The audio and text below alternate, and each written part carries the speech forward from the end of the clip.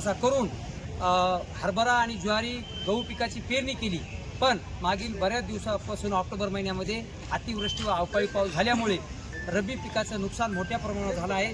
त्यामुळं शासनाने याची दखल घेऊन हेक्टरी 50,000 रुपये तात्काळ मदत देण्यात यावी।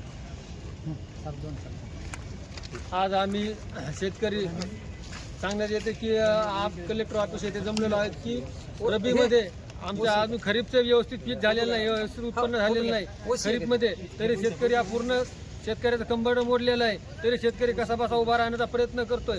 पण आता या रब्बीमध्ये ऑक्टोबर महिन्यामध्ये सतत पाऊस झाला, मुसळधार अतिमुसळधार प्रमाणात पाऊस झाला, ते शेतकऱ्यांनी केलेले जे इकून तिकून पैसे जमा करून जे रब्बी पेरणी केली होती ती सुद्धा आज पाण्यात गेलेली आहे, पूर्ण नष्ट झालेली।